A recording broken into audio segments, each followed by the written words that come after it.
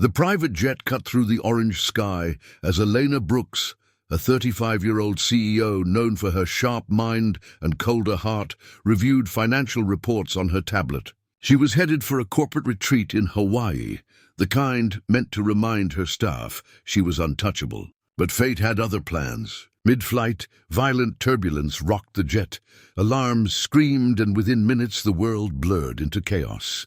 When Elena woke, she was lying on a desolate beach, her designer suit torn, salt water stinging her face. Beside her, a rugged man about 40 stirred, Jack Turner, a single dad, an aircraft mechanic who had been a last-minute passenger. Smoke rose from the shattered wreckage offshore. Jack's calm, capable voice cut through her panic as he gathered wood and checked her injuries. Elena, trembling and disoriented, clung to her authority, barking orders that meant nothing here. By nightfall, Jack had built a fire while she sat staring at the dark sea, realizing power, money, and titles meant nothing now. When she whispered, "Will anyone find us?" his quiet answer, "We just need to last one more sunrise," echoed under the lonely sky. Beginning a bond neither of them saw sea days turned into weeks as Elena and Jack adjusted to their new reality. The island tested them both, hunger, heat, storms. But somehow they began to adapt. Jack showed Elena how to catch fish with sharpened sticks, how to collect rainwater with leaves, and how to start a fire without matches. Her hands, once soft from luxury, grew rough, and her polished confidence slowly gave way to something real. She began to laugh again, sometimes at herself, sometimes at Jack's dry humor.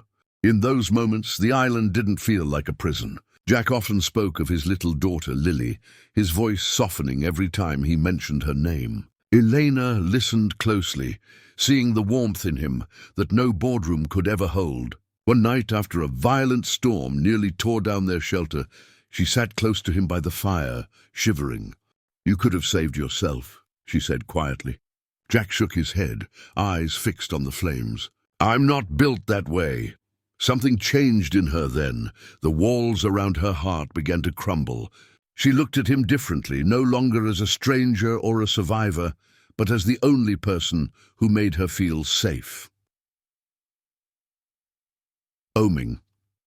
3 months had passed, and the island had become their strange new world.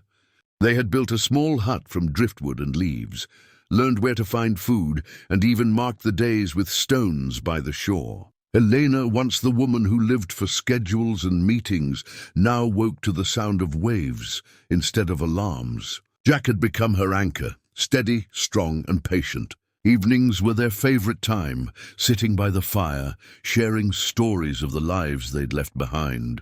Jack spoke about his daughter, Lily, and how he promised her he'd always come home. Elena spoke about growing up alone in wealth, always admired but never loved. One quiet sunset, as the sky burned gold and violet, she turned to him, her voice soft but trembling. "If we can't go back, must I marry you?" Jack's breath caught. He searched her eyes, half expecting laughter, but there was only honesty. "You don't owe me anything," he said quietly. "Maybe I want to," she replied, her voice almost a whisper. The air between them felt fragile, and the morning began like any other, with the sound of waves and the scent of sea air, until a faint hum broke the silence. Jack looked up, eyes wide. A rescue plane. He sprinted to the beach, firing their last flare into the sky. Elena's heart pounded as the plane circled overhead. They were finally found. Relief flooded her, but so did something unexpected. Sadness.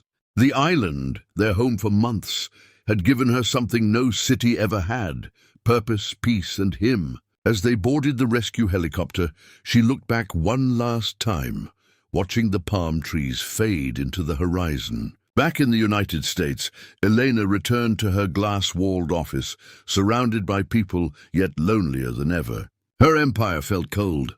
Weeks later, she drove to Oregon, her heart racing as she stood before Jack's modest home. When he opened the door, little Lily peeked out shyly from behind him. Elena knelt, handing the girl a seashell from the island. Jack's eyes softened, his disbelief turning into a smile. "You came back," he whispered. Elena smiled faintly, her eyes glistening. "Maybe I never really left." And as he pulled her close, the world finally felt like home again. Live, And for the first time since the crash, they didn't feel lost. They felt found.